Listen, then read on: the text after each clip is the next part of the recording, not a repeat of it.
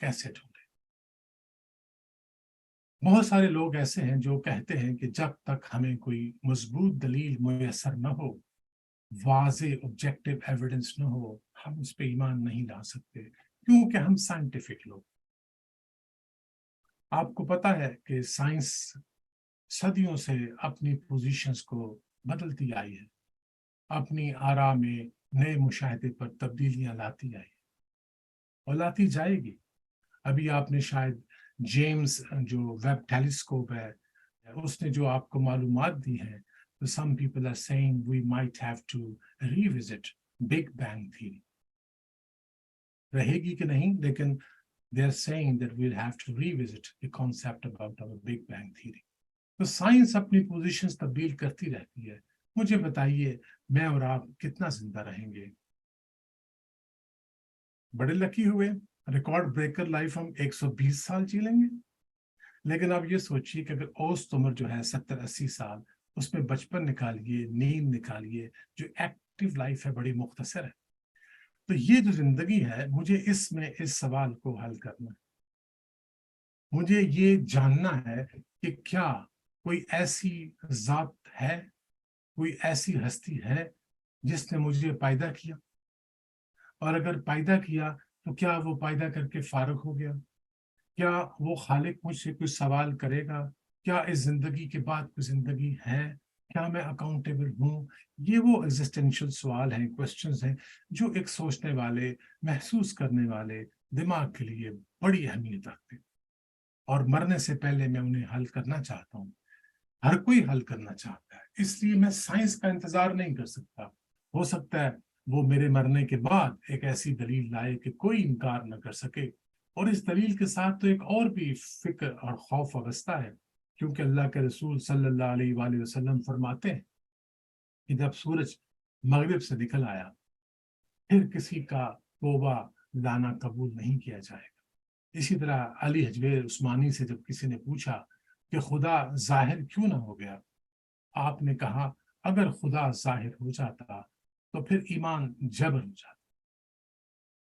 तो एक तो ये बात कि मुझे काविश करनी है अपने आखिरी सांस से पहले पहले कि मैं कोई ऐसी दलील, कोई ऐसा तरीका हो कि मुझे ये खबर मिल जाए कि वो है। लेकिन एहतियात बहुत जरूरी है, वो ये कि we can only confirm his presence. वो कहता है कि तुम्हारी अक्लें मुझे नहीं पा सकती इदराक तक, और तुम मुझे नहीं देख सकते, लेकिन वो कहता है मैं सुनता हूं, मैं सुनता हूं।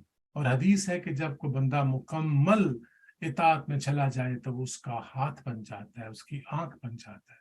इसका मतलब ये हुआ कि we can confirm his presence.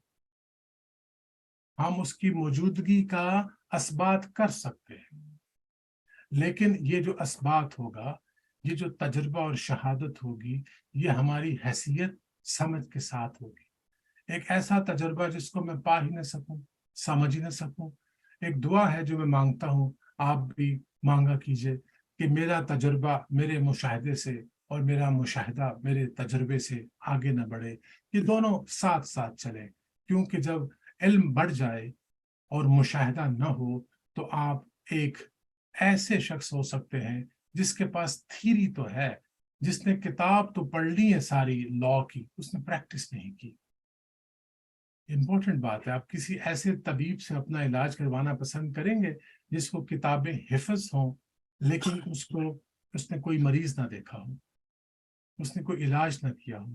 इसी तरह क्या आप किसी ऐसे शख्स से इलाज करवाना पसंद करेंगे जिसने मरीज तो हजारों देखे हों, लेकिन न कभी किसी कॉलेज में गया, न कभी इम्तहान पास किया? तो इसलिए आप दुआ किया कीजिए, या अल्लाह मेरे इल्म और मेरे मुशाहिदे में एक मुनासिब बराबरी रखना, ताकि मैं साहब फिक्र के साथ तेरी तरफ बढ़ता रहूं। क्योंकि God is known by the function he keeps, he is not known by the person he keeps। वो कहते हैं ना, उस्ताद सुनाते होते हैं कि वो कुछ इस तरह से आए, मुझे इस तरह से देखा, मेरी आरज़ू से कमतर, मेरी ताब से ज्यादा। बाकी हमारे मुशाहिदे की गुर्बत मुशाहिदा का ये आलम है कि हम इंफ्रारेड नहीं देख सकते, अल्ट्रा वायलेट नहीं देख सकते, 20 डेसिबल से नीचे और 70 डेसिबल से ऊपर हमें तकलीफ शुरू हो जाती है। 250 डेसिबल पे दिल फट जाते हैं और फेफड़े काम छोड़ देते हैं सिर्फ साउंड वेव से। तो आपको समझ आई कि वो सूर जब फूंका जाएगा, वो तखलीकी भी हो सकता है, तखरीबी भी हो सकता है। इस पर फिर कभी बात करें। कदीम तरीन मज़ाहब में से एक मज़हब हिंदुइज्म है। एक ऐसी कोट मेरी नज़रों से रिसेंटली गुजरी, ये बड़ी डिसऑनेस्टी होगी और तासुब होगा मेरा अगर मैं आपसे शेयर न करूं। तो भगवत गीता में लिखा है, those who constantly serve me with love and devotion, I endow them with the intelligence that helps them come to me। तो भगवत गीता ये कहती है कि वो लोग जो मुझसे मोहब्बत और अकीदत के साथ मुस्तकिल मिजाजी से मेरी तरफ बढ़ते हैं, मैं उनको ऐसी जहानत देता हूँ कि वो मुझे पा लेते हैं। मोरिस बुखायली जो कि एक फ्रेंच फोरेंसिक सर्जन थे, मुख्तसरन कि वो एक बॉडी की डायसेक्शन कर रहे थे, एक ममी की जो कि इजिप्ट से आई थी। उसमें उन्होंने साल्ट देखा जो उनके एक्सपेरिमेंट्स ने बताया कि ये साल्ट दरअसल सी सॉल्ट है। और उन्होंने सोचा कि इट्स वर्चुअली इम्पॉसिबल और वेरी वेरी डिफिकल्ट कि वो बंदा जो समंदर में डूब जाए पहले उसको रिट्रीव करें इतना तेजी से कि उसकी बॉडी डैमेज ना हो, ताकि हम उसे ममीफिकेशन कर सकें, उसकी ममीफिकेशन कर सकें। तो ही वाज पजल्ड। तो अपनी लैब में एक दो बंदों ने उसे बताया कि दरअसल मुसलमानों के यहाँ इसकी एक एक्सप्लेनेशन है। तो अल मुख्तसर उसकी तलाश में इजिप्ट गए, सऊदीया गए, अरबी सीखी। और जब दो स्कॉलर्स ने ये आयत कंफर्म की कि फल यौमा नुनज्जी का व बदन का, आज हम निजात देंगे बदन तेरे को, लितकून लिमन खल्फका आयातुन, ताकि तू बने निशानी आने वालों के लिए। और साथ कहा व इन कसीरन मिनन नासी अन आयातिना लगाफिलून, अक्सर लोग जो है वो इन निशानियों से गाफिल है। और मोरिस बुखारी वाज लकी, वो उस जो है अक्सरियत में नहीं था, बल्कि उन थोड़े लोगों में था जिन पर अल्लाह ने कर्म खास फरमाया। इसी तरह कीथ एल्मोर, मैंने अर्ज किया ना कि अगर आप ऑनेस्ट हो, ओपन माइंडेड हो, सच्चाई की तलाश में हो, तो अल्लाह कहता है कि मैं रास्ते दिखा देता हूँ। तो कीथ एल्मोर को जब कुरान की कुछ आयत सुनाई गई तो उन्होंने एक फिक्रा बोला जो मैं आपके लिए उसका तर्जमा कर देता हूँ कि कि मैं हैरान हूँ, इंतहाई हैरान हूँ उस हतमियत के साथ जिसके साथ कुरान ने ऐसी बातें बयान की 7वीं सदी ईस्वी में, जबकि एम्ब्रियोलॉजी की साइंस एस्टैब्लिश ही नहीं। उसने मेरी किताब लिखी the developing human with Quranic illustrations, मिल सकती हैं उसकी कॉपियां इंटरनेट पे पीडीएफ, अगर आप शौक रखते हो तो जरूर उसे देखिए। तो जैसा कि मैंने पहले अर्ज किया कि दो तरीके मेजर हो सकते हैं। एक वो तरीका जो रोज़े अव्वल से जिसके जरिए लोग अल्लाह तक पहुंचे, और दूसरा ये कि अल्लाह किसी को मुंतखब कर ले, ठीक है।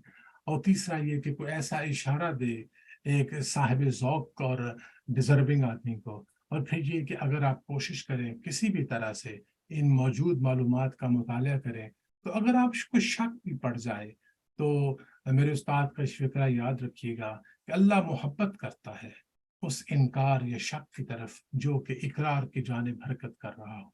ये बड़ा वैल्यूएबल ईमान होता है। कोई भी शख्स कोशिश करे तो अपने अंदर वो सलाहियत पैदा कर सकता है जिसकी मदद से वो अल्लाह की निशानियों को पहचान सके। इसके लिए लाजमी नहीं कि आपने पीएचडी की हो, इसकी लाजमी नहीं कि आप 20वीं सदी में हो। बहुत हजारों साल पहले भी लोग ऐसे गुजरे हैं जिनने खुदा के बारे में सोचा और उस तक पहुंचे। तो अपने उस्ताद ही के अल्फाज में कि the way to God is deadly instrumental, ये जो खुदा की तरफ जाने का रास्ता है, आप इसे डरिएगा नहीं। इसका मतलब यह है कि हर हाल में आपको इखलास की कोशिश करनी है। ऐसा नहीं होगा कि आप गिरेंगे नहीं, आप गिर भी सकते हैं, थक भी सकते हैं। ये ऐसा क्या कहते हैं सहरा है, लक तक सहरा, जहाँ चलते चलते कभी थकन गालिब आ जाए, कभी नाउमीदी के बादल आप पर छा जाएं। तो ऐसे में खुदा अपना क्या कहते हैं कि दस्त शफकत आपके आरज़ दिल पे रखता है और आपको सुकून देता है। जैसे कहीं सहरा में एक नखलिस्तान मिल जाए, आपकी उम्मीद बंधाई जाती है, اور آپ پھر سفر شروع کرتے ہیں، حتیٰ کہ آپ اس وہاں تک پہنچتے ہیں جہاں تک پہنچنا مقصد ہے۔